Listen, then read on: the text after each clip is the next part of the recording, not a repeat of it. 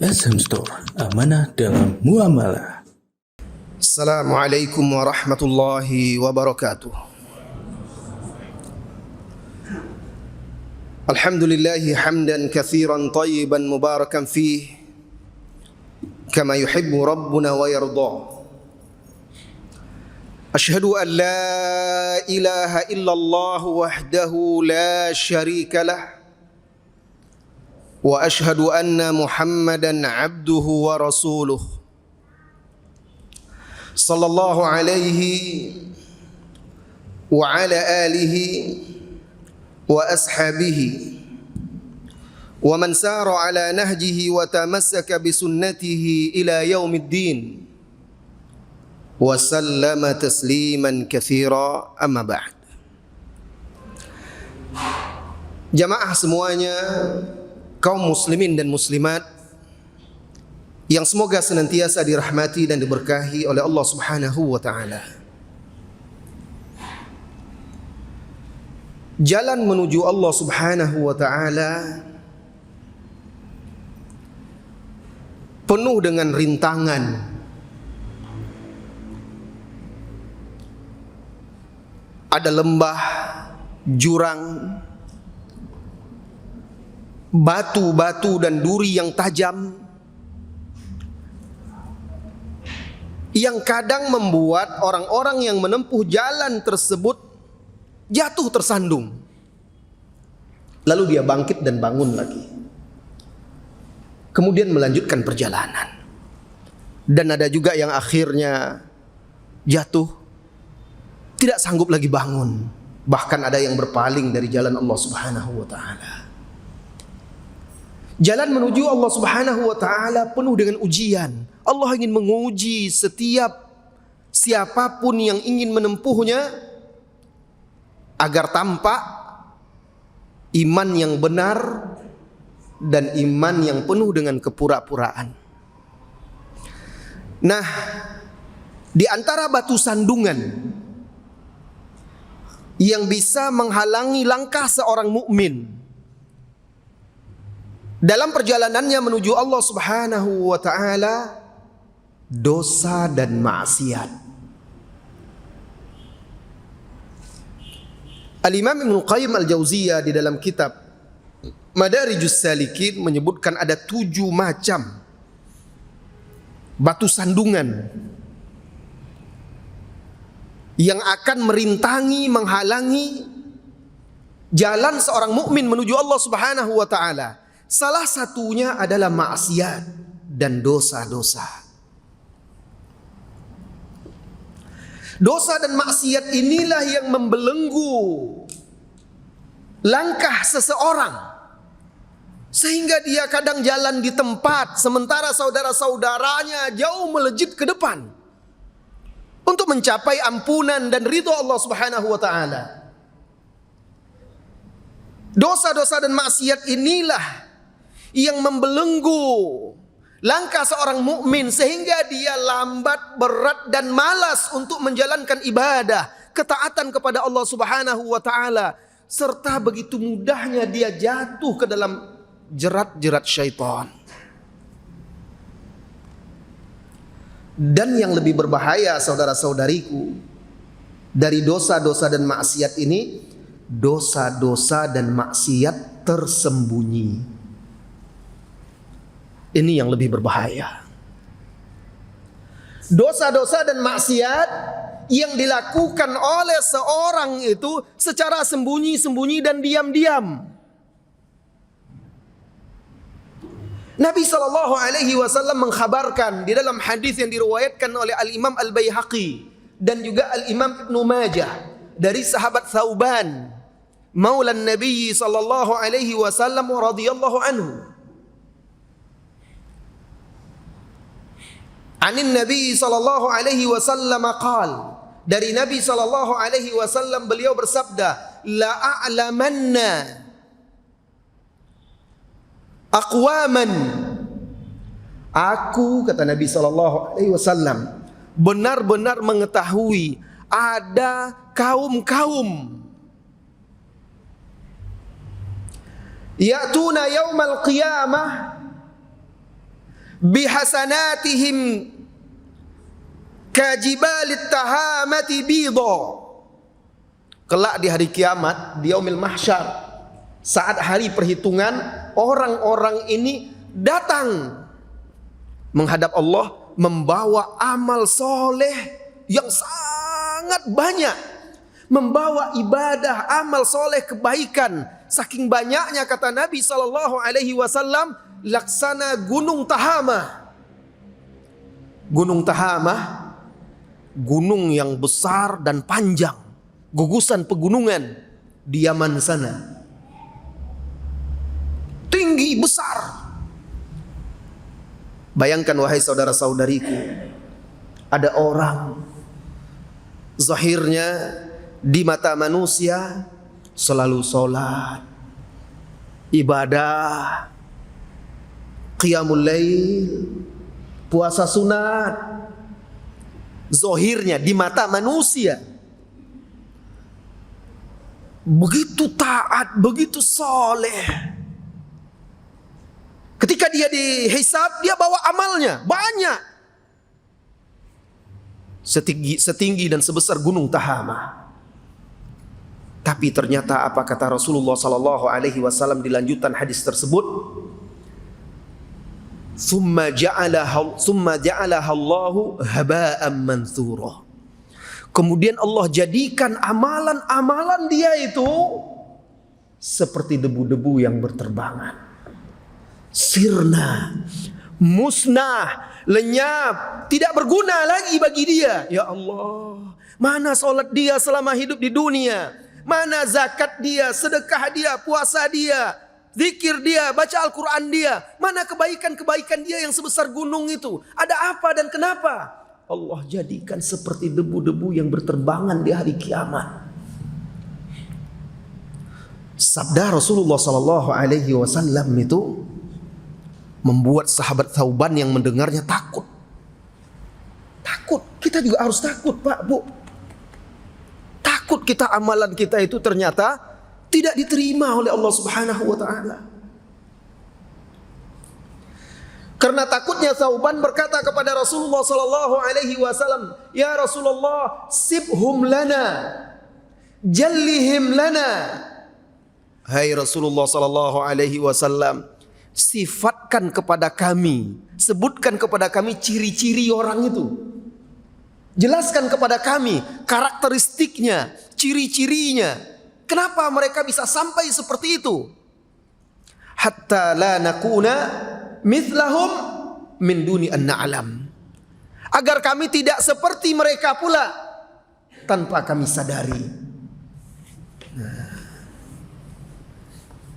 Perhatikan wahai saudara-saudariku.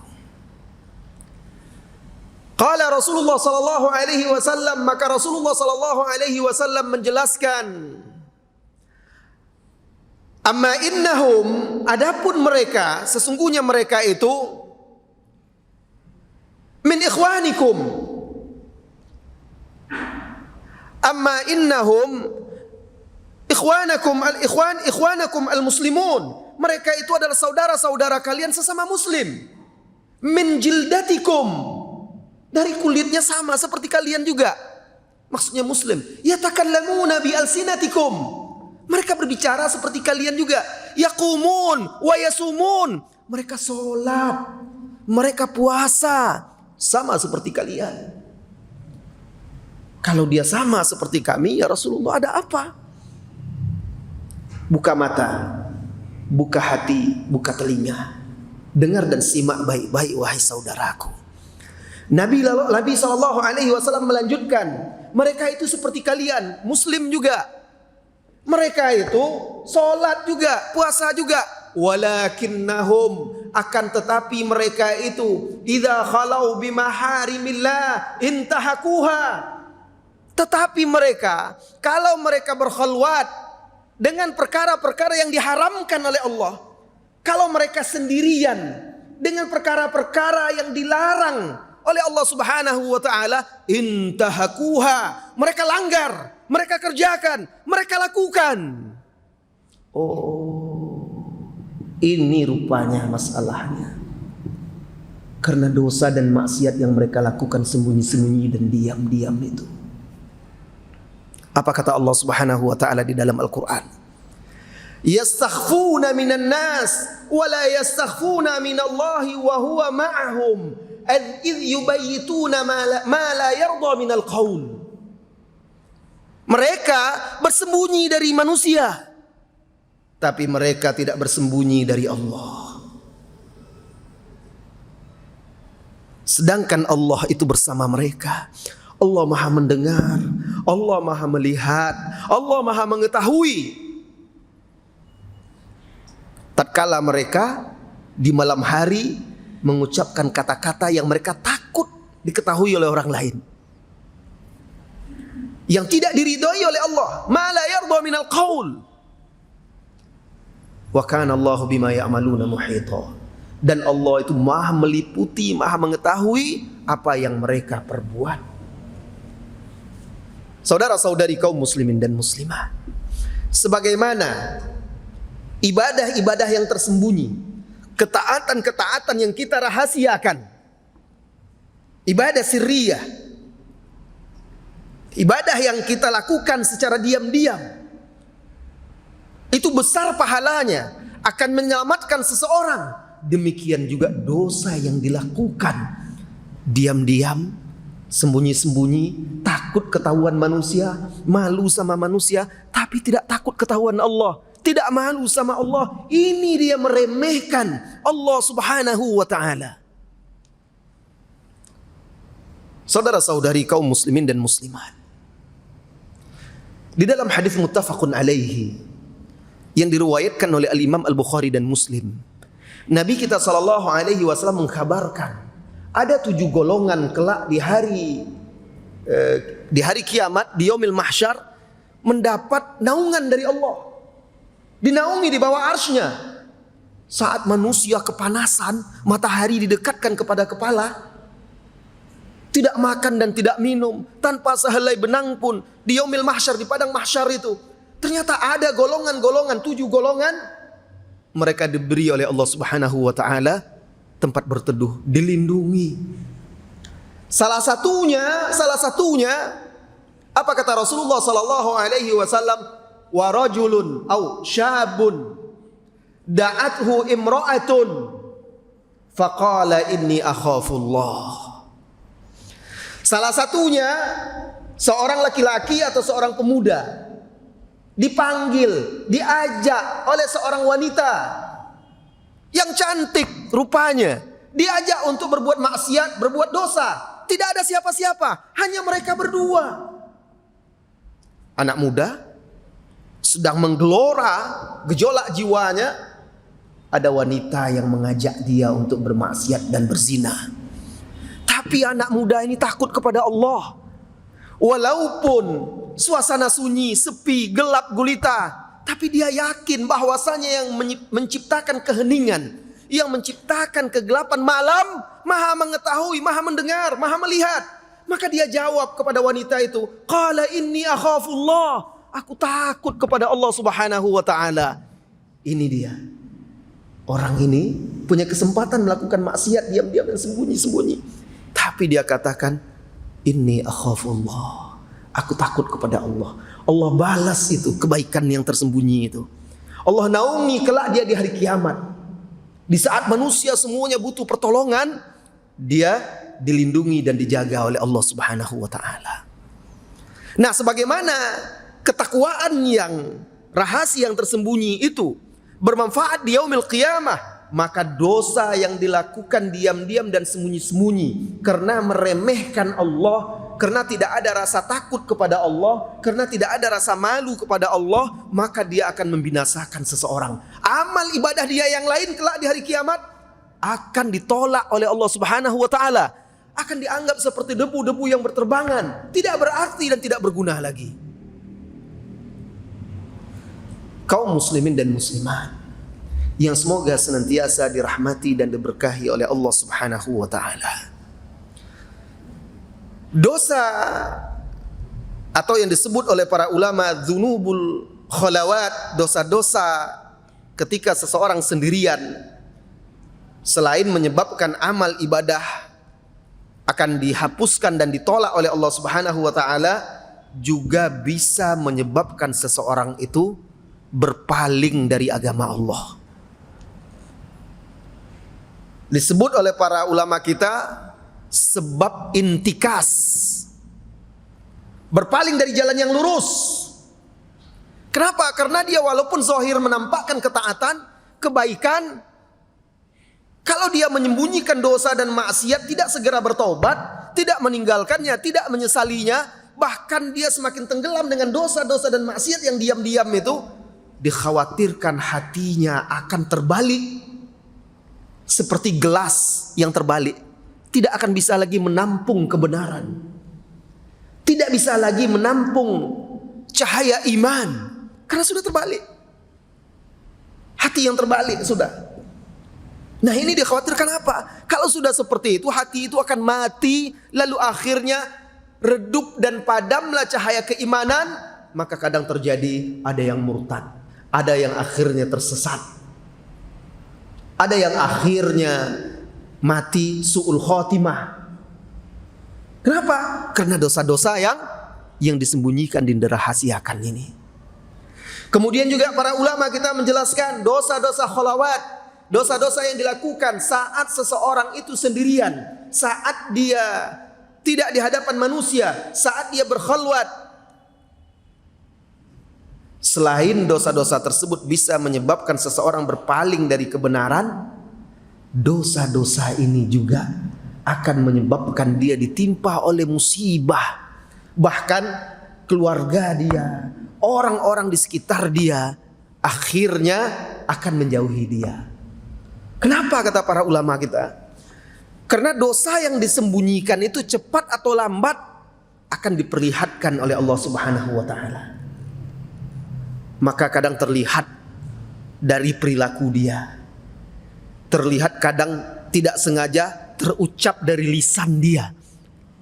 Kadang-kadang ada kejadian-kejadian yang Allah jadikan kejadian itulah yang akan membongkar siapa dia sebenarnya. Maka terbukalah aibnya. Dia mengira orang tidak akan tahu, dia mengira bisa bersembunyi.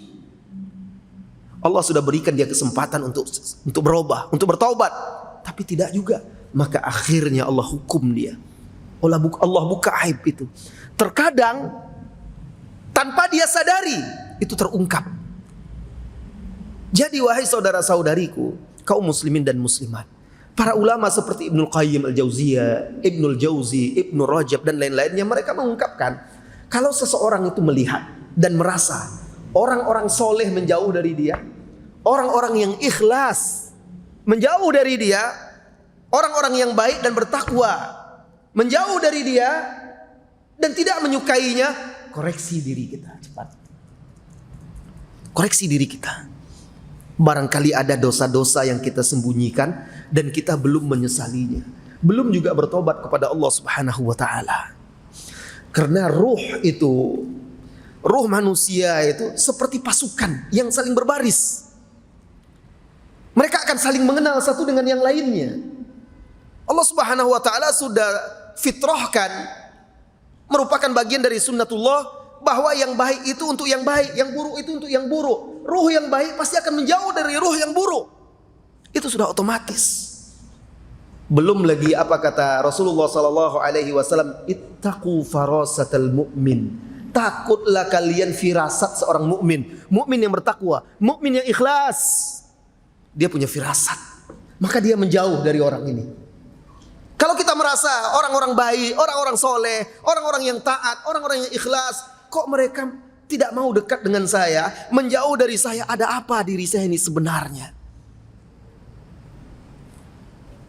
Maka segeralah bertaubat, beristighfar, mohon ampun kepada Allah Subhanahu wa taala. Barangkali orang-orang itu menjauh, mudah-mudahan Allah belum meninggalkanmu. Maka segeralah bertaubat, menyesali perbuatan, beristighfar, memohon ampun, berjanji kepada Allah Subhanahu wa taala untuk bisa istiqamah zahiran wa batinan, untuk bisa istiqamah di hadapan khalayak ramai maupun tatkala kita seorang diri. Kaum muslimin dan muslimat, menghindari maksiat tatkala sendiri itu berat. Maka apa kiat kita agar bisa selamat dan terbebas dari dosa-dosa khalwat? Yang pertama, selalu berusaha untuk ikhlas, membersihkan hati kita dari riya, dari sum'ah. Berusaha untuk menjadi seorang yang ikhlas kepada Allah Subhanahu wa taala, karena ikhlaslah yang akan menyelamatkan kita. Nabi Yusuf alaihissalam, orang yang paling tampan di masa itu, nabi yang paling tampan. Saking tampannya Nabi Yusuf alaihissalam itu, Pak, Bu, sampai-sampai kan di dalam surat Yusuf diceritakan, perempuan itu disuruh oleh majikan Nabi Yusuf alaihissalam itu berkumpul, lalu disediakan buah, apel dan pisau. Mereka sibuk makan. Ketika mereka sedang memotong-motong buah itu untuk memakannya, dia suruh keluar lewat Yusuf. Karena Yusuf budak dia waktu itu. Keluar. Ketika mereka melihat Nabi Yusuf alaihissalam, terpana mereka, kaget, tidak sadar lagi. Mereka mengiris tangannya. Allahu Akbar, seperti apa ketampanannya ini. Seorang pemuda, sehat, kuat, tampan. Suatu ketika majikannya ini seorang diri, majikan perempuannya, suaminya gubernur Mesir, Azizul Mesir, sedang tidak ada di rumah. Tinggallah majikan perempuannya ini dengan Nabi Yusuf alaihissalam. Dan ternyata majikan perempuannya ini jatuh hati pada Nabi Yusuf yang masih pemuda ini. Diam-diam dia ingin menjebak Nabi Yusuf ini untuk berbuat maksiat, selingkuh.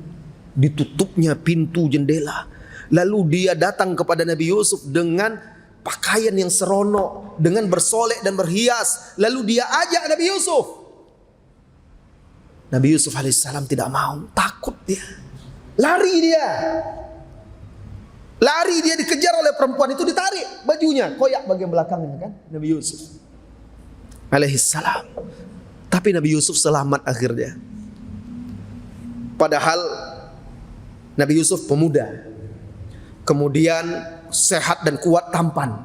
Itu adalah tuannya, seorang wanita yang rupanya dalam beberapa riwayat disebutkan tidak mendapatkan kebutuhan dari suaminya.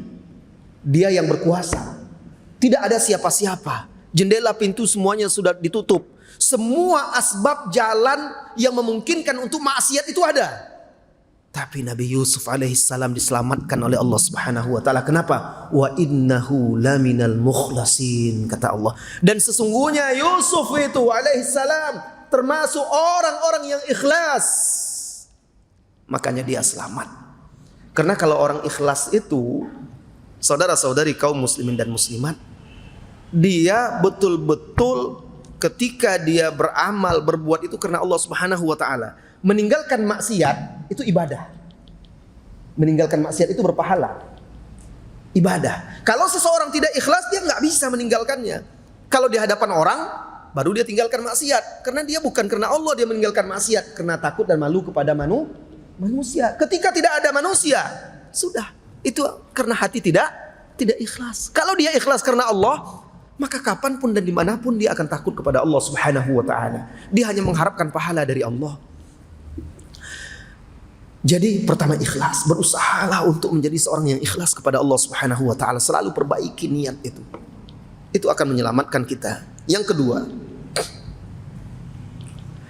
hindari, jauhi sering-sering berkhulwat. Saudara-saudariku, ketika ada sekelompok domba atau yangnya kerbau lah, misalnya sapi, kerbau bergerombol, harimau tidak akan langsung menyerang. Dia akan intai, tunggu. Sampai apa? Sampai ada seekor kerbau atau anaknya yang lemah terpisah dari kelompok. Serigala begitu juga, ketika dia akan memangsa domba misalnya, domba itu berkelompok, serigala nggak berani, nanti kena tanduk dia. Dia tunggu. Ketika ada satu ekor yang tertinggal, terpisah dari rombongan, dia terkam. Dia mangsa. Begitulah syaitan itu. Dia dilihatnya. Waktu engkau masih bersama manusia, bersama orang-orang soleh, di masjid, di majelis ilmu, dalam dakwah dan seterusnya, dia nggak bisa apa-apa. Ditunggunya saat engkau sendiri. Ketika itulah dia menggoda. Maka jangan sering-sering berkholwat. Sekarang orang sudah jarang berkholwat, Pak. Kholwatnya kan di handphone.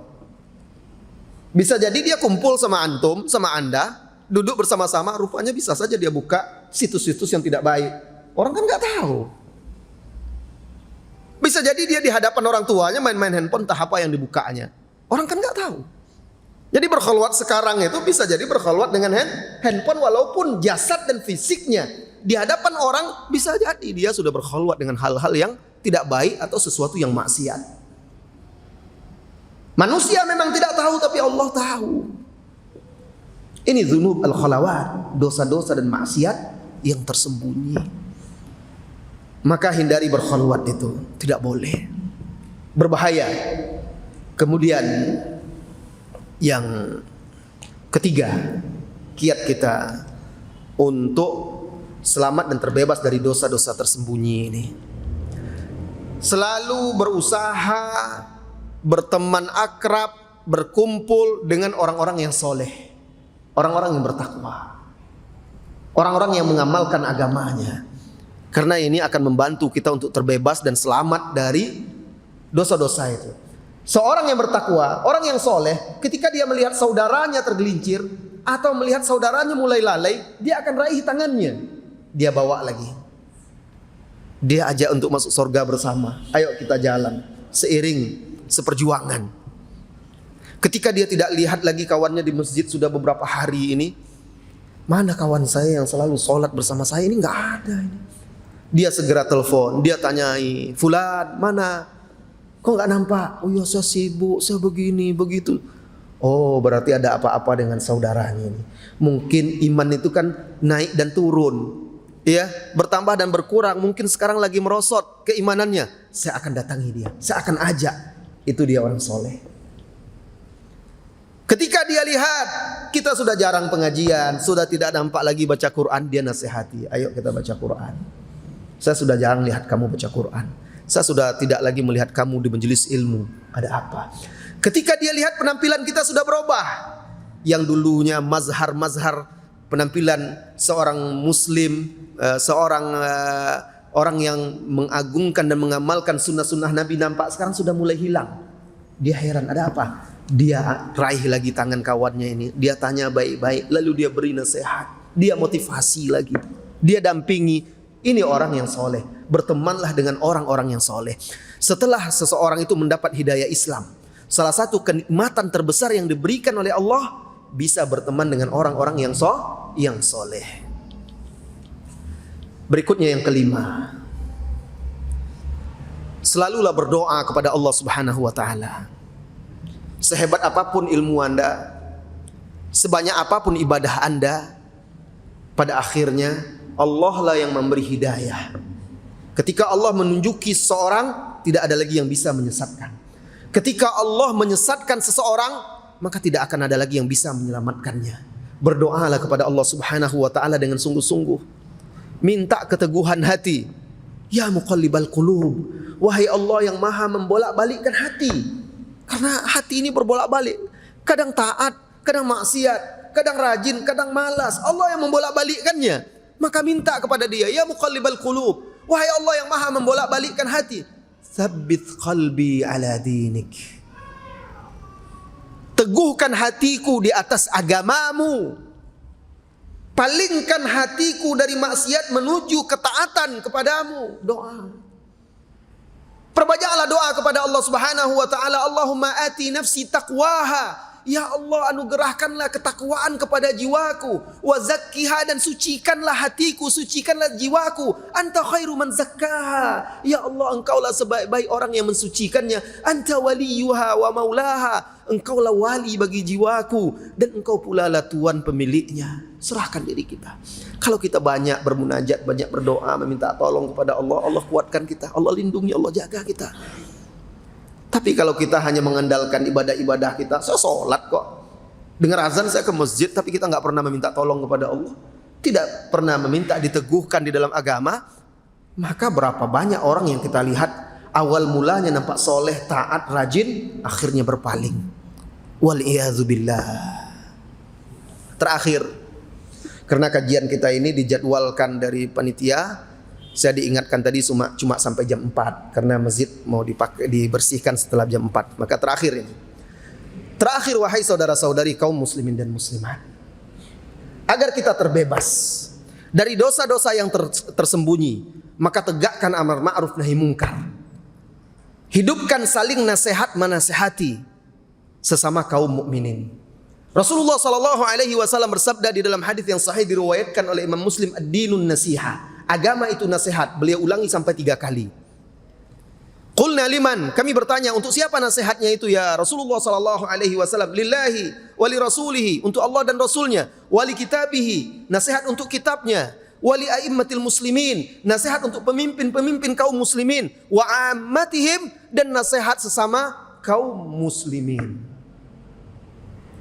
Rasulullah sallallahu alaihi wasallam bersabda, man ra'a minkum munkaran falyughayyirhu biyadihi. Barang siapa yang melihat kemungkaran, robah dengan tangannya. Fa illam yastati fa bilisani. Kalau tidak sanggup merubah dengan tangannya, robah dengan lisan, beri nasihat, tegur, ingatkan, larang. Faman fa illam yastati, jika dia tidak sanggup merubah kemungkaran itu dengan lisannya, fa biqalbih, ingkari dengan hatimu, jauhi dan tinggalkan maksiat itu serta pelaku-pelakunya. Wadzalika adhaful iman, itulah dia selemah-lemahnya iman. Saudaraku, misalnya engkau melihat saudaramu hanyut di bawah arus sungai, engkau pandai berenang, engkau bisa menolongnya, dan dia sedang berteriak menggapai-gapaikan tangannya, tolong, tolong. Apa yang engkau lakukan? Engkau pasti akan berusaha menolongnya, menyelamatkannya. Kalaupun engkau tidak sanggup, engkau akan mencari bantuan segera agar dia bisa selamat. Yang terjumus dalam maksiat itu adalah saudara kita. Maka raih tangannya, ajak dia, selamatkan dia, angkat dia. Kalau engkau tidak sanggup, cari orang-orang yang bisa menyelamatkan dia dari kubangan maksiat itu. Dengan itu mudah-mudahan kita akan bisa istiqomah. Dengan itu mudah-mudahan kita terjaga dari dosa-dosa khalawat, dosa-dosa yang sembunyi-sembunyi dilakukan. Kalaupun ada tergelincir di antara kita, maka jangan lupa Allah Maha Pengampun lagi Maha Penyayang. Sebesar apapun dosamu, kalau bertobat kepada Allah, Allah pasti akan ampuni. Sampai di sini pertemuan kita karena sudah jam 4 lewat sedikit di situ. Mudah-mudahan bermanfaat. Saya mohon maaf. Sebenarnya saya ingin melanjutkan, tapi memang waktu kita memang sempit dan pendek. Sampai jumpa di waktu yang lain. Wassallallahu wasallam ala nabiyyina Muhammadin. Walhamdulillahi rabbil alamin. Subhanakallahumma wa bihamdika asyhadu an la ilaha illa anta astaghfiruka wa atubu ilaik. Assalamualaikum warahmatullahi wabarakatuh.